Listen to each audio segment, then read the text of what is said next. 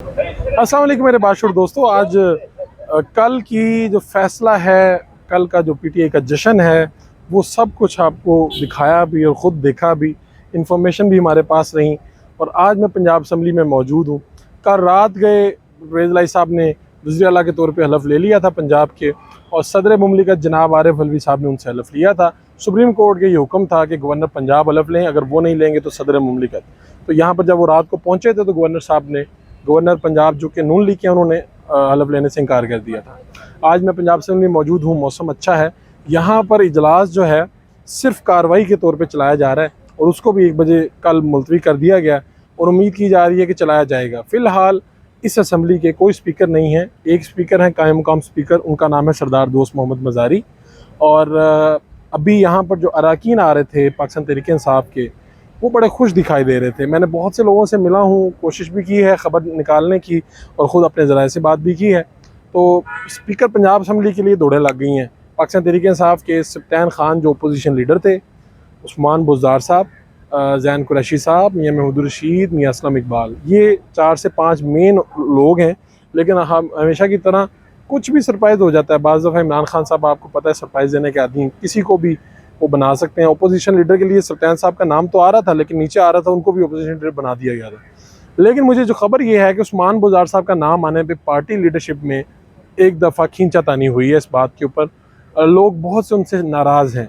वो बहुत ही प्यारे इंसान तो हैं, लेकिन उनकी शख्सियत के ऊपर लोगों का बड़ा गुस्सा है। लोग कहते हैं कि ये पहले भी पंजाब के वज़ीर आला थे, क्या दोबारा इनको ओहदा दिया जाना ठीक होगा।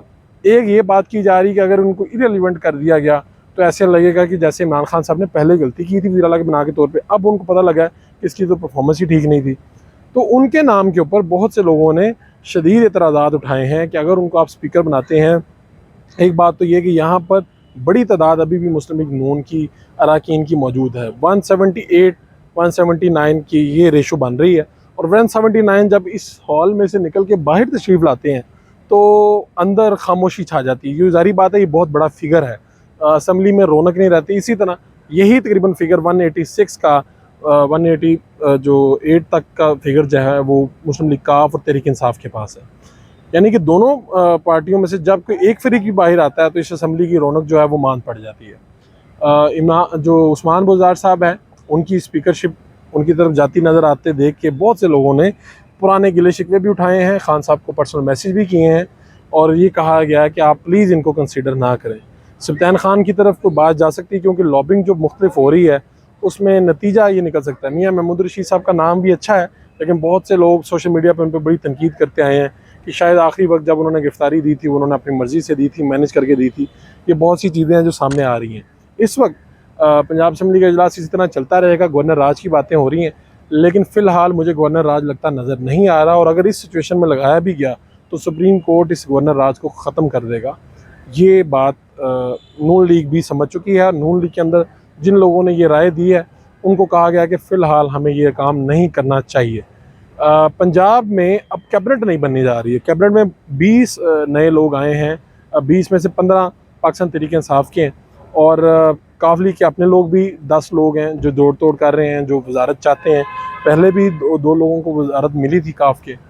अब खैर मुकाबला सख्त है इस वक्त, जोड़ तोड़ जारी है, दौड़ लगी हुई है। कैबिनेट के अंदर वापसी कुछ लोग चाहते हैं। बहुत से लोग तो ऐसे थे जिनके पास पहले वजारतें थी और अब वो इसमें नहीं रहे। तो ज़ाहिर बात है कि वजारत कैबिनेट में बहुत सी गुंजाइश निकल आई है, लेकिन मुकाबला अब सख्त है। जो नए लोग आए हैं, ख़ास तौर पर लाहौर में भी 1 से 2 अहम ओहदे दिए जाने के इम्कानात हैं। लाहौर से 3 नशिस्तें जीती है मुस्लिम लीग पाकिस्तान तहरीक इंसाफ।